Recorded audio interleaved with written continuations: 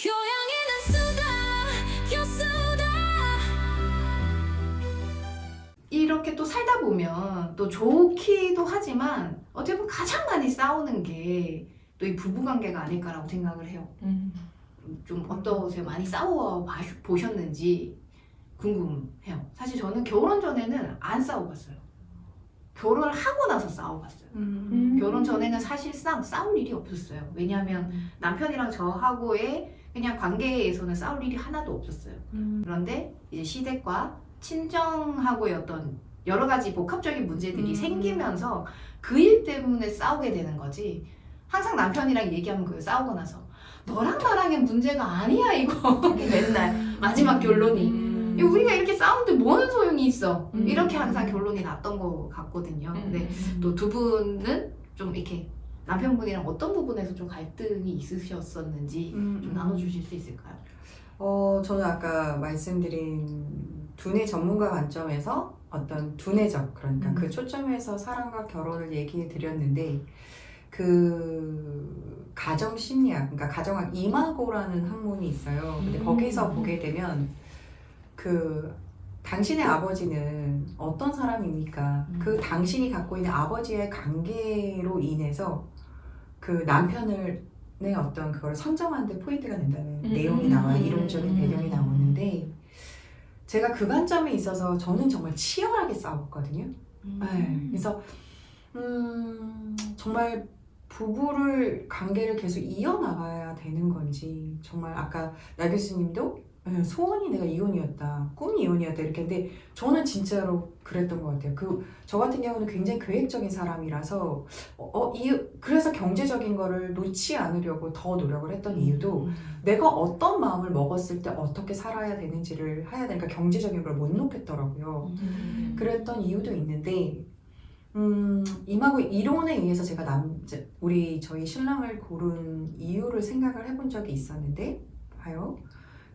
저희 아버지가, 저는 이제 워낙 그 8남매 가족에서 컸어요. 그러니까 저희 아버지가 저한테 사랑을 줄 수가 없었죠. 왜냐하면 너무나, 그리고 저 같은 경우는 중간에 딱 껴 있어서 언니들한테는 정말 집중적인 사랑이, 워낙 자식 욕심이 많으신 분이세요. 그래서 제가 딱 중간인데, 언니들한테는 정말 무한대의 어떤 사랑과 지지가 있었지만 저한테는 거의 방임된 사랑이었어요. 근데 제가 언니들한테 하는 그 사랑을 보고 아빠의 사랑을 받고 싶었던 거죠. 그래서 저는 남자를 선택을 할 때 아빠처럼 내가 원하는 아빠의 상, 그걸로 남편을 바랬던 거예요. 그래서 자상한 사람을 원한 거예요. 네, 그래서 저희 신랑은 진짜 자상해요. 네, 그리고 뭐 실예로 제가 결혼 초에는 우리 왜 그런 여러분 한 달에 한 번씩 하는 거 있죠. 네, 그게 이렇게 팬티에 묶거나 그러면 저희 신랑이 다 이거 손수빠를 했어요. 와. 저는 약간 그런 거에 디테일이 조금 부족한 사람. 네, 그때 이제 제가 또 큰 사업을 하고 있어서 정신없이 살기도 했지만 되게 진짜 자상해요. 그래서 자녀를 키울 때도 항상 저희 신랑이었는데, 그게 이제 그갈등의 포인트도 했죠. 왜냐면 답답해요, 제가 보기엔. 그래서 아까 우리 나 교수님이 말씀하신 딱 그런 거 똑같은 거예요. 똑같은 그런 어떤 행동이나 그런 건데, 그 좋았던 점이 어떤 싸움의 포인트가 되는 거잖아요. 그래서 이걸로 봤을 때 저희 종합해서 결론을 그냥 말씀드린다면, 갈등의 원인은 나한테 있는 거더라고요. 결혼이나 뭐 아까 사랑이랑 그거에 대한 보는 관점, 잘못된 관점, 그 착각, 그거와, 그리고 제가 우리 남편을 이마고 이론에 말한 것처럼 그런 사람이 아닌데, 그런 사람인 줄 알고 저의 착각으로 저의 남편 상을 만들었던 거죠. 그렇지만 제가 만든 남편의 상과 실제의 남편은 달랐기 때문에 갈등이 생겼던 거라고 저는 그렇게 해석을 합니다. 오늘 너무 전문적이신데요. 저 오늘 교수님이구나. 진짜? 뇌생녀로 가기로 네. 오늘 버전이 뇌생녀입니다. 뇌생녀. 좋은, 마음에 듭니다. 네. 오늘 뇌생녀 네. 소 교수님이셨습니다. 네. 나 교수님은 또 어떠세요? 저는 감각 코치로서 감각적인 이야기를 나누고 싶어요. 네, 제가 자주 여기서 몇 번 얘기했던 것 같은데요. 주 감정이 되게 중요해요. 주 감각. 그래서 남편이 쓰는 감각이 어떤 건지 한번 살펴봐 주세요. 그리고 내가 쓰는 감각이 무엇인지. 저희 남편은 시각적인 게 굉장히 중요한 사람이에요. 저는 후각적인 게 굉장히 중요한 사람이라서요. 그래서 두 개가 맞물리지 않을 때 갈등이 일어나거든요. 네, 그래서 그 부분을 잘 이해하셔서 하시면 좋아요. 예를 들면 들어주세요. 남편은 틀린 글자 쓰는 거 되게 싫어해요. 카톡에.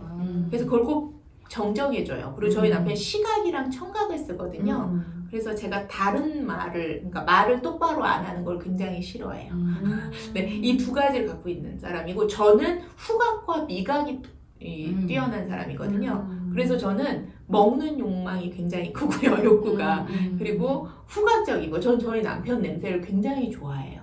네, 이런 것처럼. 그래서 그 감각적인 게 둘이 부딪히지 않으면, 그걸 충족시켜주면 부딪히지 않아요. 네, 그래서 남편이 저한테 너 왜 글씨 그런 말 똑바로 해 라고 할 때 그게 우리 남편한테 걸렸구나 하면서 이해해요. 그걸 잔소리라고 생각하지 않고, 아까 얘기한 우리 남편 그게 주 감각이니까 그 부분에 있어도 되게 불편하겠죠. 이렇게 이해하고 넘어가시면 돼요. 그리고 이거랑 조금 덧물려서 얘기를 드리면, 아까 이제 서 교수님 말씀을 듣고 생각을 해보니, 우리가 많이 알고 있지만 다시 한번 말씀드리고 싶은 건 사랑의 언어라는 게 있어요. 5가지 사랑의 언어. 자, 첫 번째는 인정이에요. 인정. 그리고 두 번째는 시간. 그 다음에 세 번째는 선물. 네 번째는 봉사. 다섯 번째는 스킨십이에요. 그래서 요 5개를 어떤 거를 주로 쓰는지, 어떤 거가 충족되었을 때 그 사람한테 사랑의 언어라고 느끼는지를 잘 파악하셔야 돼요. 저희 남편은 저희 갱년기 편 보셨죠? 저희 남편은 소파에 저랑 같이 앉아있는 거 되게 좋아해요. 오랜 시간. 같이 앉아있는 시간이 중요한 사람이에요. 무엇을 하는 게 중요한 게 아니고 옆에 같이 오래 있어야 되는 거예요. 그래서 저희 남편이 주말에 제가 일하러 나가면 굉장히 싫어해요. 네. 근데 저 같은 경우에는 인정이 되게 중요한 사람이에요. 너 때문에 어때? 너가 있어서 나는 좋아. 이런 표현을 되게 좋아하거든요. 그러니까 이게 주 2가지 사랑의 언어가 무엇인지를 또 파악하시는 게 중요해요. 그래서 이 2가지를 잘 사용하셔서 갈등이 일어났을 때 잘 그 상황에 대해서 인지하시는 게 중요해요. 이 상황이 어떤 의도인지, 남편의 의도와 내 의도. 그래서 결국은 제가 전에도 말씀드렸는데요.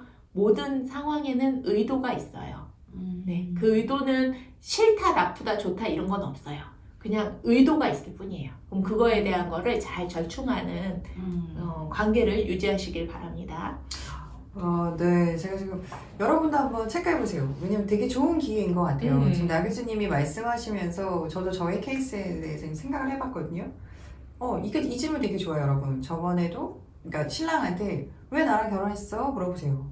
네, 그러면 예뻐서, 네, 당연히 예뻐서 전 그러겠죠. 근데 저 신랑도 시각적인 것 같아요. 네, 제가 물어봤었거든요. 왜 나랑 결혼했어? 네, 되게 예뻐서. 당연했죠, 여러분. 근데 저는 죄송해요. 당연하게 지금 비우는 거 아니시면 돼요. 인정. 인정의 웃음을 알겠습니다. 저는 정말 남편한테 진짜 못된 냄새가 나거든요. 정말 구려 죽겠어요. 그러니까 저는 후각적인 사람인 것 같아요. 네, 근데 신랑한테 진짜 저는 그 냄새가 너무 싫어요. 그러니까 그 시댁의 냄새가 있거든요. 네, 근데 그래서 저는 저의 감각을 좀 알아듣고, 그 대신 또 저는 청각도 쓰는 것 같아요. 그래서 어떻게 보면 그래도 이렇게 뭐 남편이 좋은 말을 해줘서가 아니라, 제가 청각형인데 제가 어떤 일을 많이 하잖아요. 그러니까 거기서 시달리는 걸 여기서 덜 시달리게 되는 것 같아요. 그래서 어쨌든 자극이 덜 되니까 어쨌든 그런 것 같고, 저는 아까 사랑이 우리 나 교수님이 얘기해 주셨는데, 여러분 여기서 제가 조금만 더 보태드리면, 첫 번째가 아까 말씀하신 인정이라고 하셨는데, 그 인정은 여러분 말로 하는 거예요. 말로. 그래서 고마워, 사랑해, 너가 최고야 이렇게 해주는 거고, 두 번째는 시간. 그건 함께하는 시간이에요. 네. 그래서 같이 있거나 같이 무언가를 하거나 이런 거고요. 세 번째는 선물이라고 해서 약간 무력적으로 그렇게 보시면 안 되고, 오늘 같은 경우도 11월 뭐 우리 얼마 전에 빼빼로 데이 있었잖아요. 그냥 이벤트를 좀 해주는 거예요. 빼빼로 하나, 투. 네. 그리고 100일이고 뭐 300일이고 그리고 경연 22주년이고 23주년 이런 거 챙기는 거예요. 네. 그래서 뭐 크고 작은 이런 선물을 해주는 거고, 자, 네 번째가 희생봉사인데요. 제가 이 말씀을 해드리려고 말한 거거든요. 왜냐면 저희 케이스예요. 이거 물어보셔야 돼요. 저랑 신랑이랑 똑같이 사랑의 언어가 희생봉사예요. 네, 그래서 둘 다 서로에게 바라는 거예요. 네, 그래서 봐요. 그러니까 이거를 물어보지 않으시면 네, 모른다는 그 얘기를 해드리려고 제가 이렇게 지금 앞에 쭉 해드린 거예요. 그래서 오빠, 저는 이제 신랑을 오빠라 불러요. 제가 어디를 누구한테 오빠라 부르겠어요. 그래서 제가 바람피는 거 아니고요, 여러분. 유일하게 오빠라 부르는 사람이에요. 네, 오빠는 내가 어떨 때 사랑을 느껴? 라고 물어봤어요. 네. 근데 저는 솔직히 그냥 저희 신랑이 결혼할 때부터 그랬거든요. 막 이렇게 일식도 있고요, 중식도 있어요. 그래서 요리를 거의 주말이면 신랑이 다 해요. 와. 근데 그거를 지금 24년간 하는 거예요. 근데 최고의 남편인데. 최고의 남편이라고요? 네. 근데 잘 들어봐요. 근데 저는 솔직히 말해서 신랑이 하는 음식을 진짜 그분이 한 거기 때문에 먹지 좋아하지 않아요. 왜냐면 진짜 립서비스까지도 해요. 맛있다, 최고다. 근데 왜냐면 저는 기름기 있는 음식 별로 안 좋아해요. 그런데 저희 신랑은 기름진 음식을 좋아해요. 네, 그래갖고 근데 제가 그래서 저는 결혼할 때 신혼 초부터 그런 뭐 일식도 뭐 이렇게 중식도 뭐 이걸 다 갖고 있어서 진짜 요리하는 거 좋아하는 줄 알았어요. 근데 오빠는 내가 언제 네가 밥 해줄 때래요.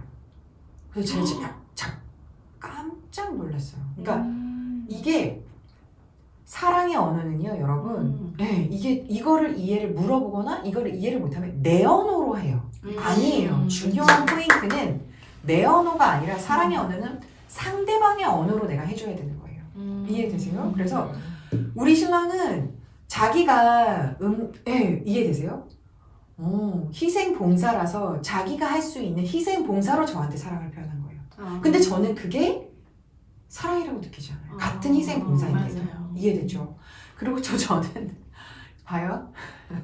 저는 희생봉사라고 느끼는 게 어떤 포인트냐면 저는 솔직히 청소하기가 너무 힘들어요. 그래서 제가 진짜 뱀이거든요. 집에 들어가면 왜 이렇게 허물을 벗듯이. 근데 저는 진짜 그거를 정말 너무 창피한 일이잖아요. 근데 그게 습관이 진짜 3살 버릇이 여든간다는 말이 딱 맞아요. 근데 저 어렸을 때부터 그랬어요. 근데 그게 솔직히 저 눈에는 안 들어요. 제가 이제 후각하고 청각이 이게 눈에 거슬리지가 않아요. 그러니까 가면 쑥 벗고 내가 집에서 있는 편한 옷으로 쑥 갈아입어요. 그러니까 그거 근데 우리 신랑은 시각형이에요. 오자마자 주섬주섬 다 치워요. 그러니까 그게 계속 불편했던 거예요. 근데 저는 우리 신랑이 그 치우는 게 저는 군말 없이 해주면 사랑이라고 느낄 텐데 그쵸, 나를 위해서 해주니까. 근데 똑같은 포인트인데 그거에 대해서 군말을 할 때 저 청각형이잖아요. 진짜 개 짜증나요. 그래서 제가 조금 얘기하면 저는 아까 인정이 저한테는 되게 중요한 사랑의 언어인데 저는 제 언어로 저희 남편한테 10년 동안 대했거든요. 그래서 계속 남편한테 잘했어, 당신 최고야, 당신 믿어 이런 걸 계속 얘기했는데 그래서 지금은 남편한테 뭐 잘했어, 뭐 믿어, 뭐 이렇게 하면 저희 남편 콧방귀 껴요. 하도 그런 얘기를 들으니까. 그래서 그런 얘기 들으면 너무 행복할 것 같아요. 남편 너무 좋겠어요. 이런 얘기 진짜 안 통해요. 맞아요. 네. 그래서 저희 남편 아까 시간이라고 했잖아요. 그래서 저희 남편은 제가 같이 있어주는 거 좋아하는 것 같아요. 네. 그래서 지금 여러분 기억하셔야 됩니다. 내 언어가 아니에요.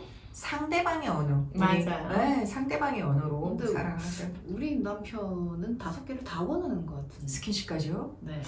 쉽지 않은데. 40대가 넘었는데. 전부 다 원하는 것 같은 느낌인데요. 거기는 조금 애정격이 여긴가 봐. 그래. 그래. 좀 줘! 엄마잖아, 엄마. 좀 줘! 11년 와. 연애했는데도 모자란데. 아 이거 미스테리 아니에요? 너무 박물관에 약간 가야 되는 어떤 애정도가 지나쳐. 진짜. 그러니까 근데 부러워. 그러니까 아니 남편은 저한테 좀 인정을 받기를 원하기도 하는 것 같고 아무것도 안 해도 같이 전화 있어. 와서 아무것도 안 하고 그냥 서로 스피커폰 해놓고 그냥 각자 할 일 하는 거예요.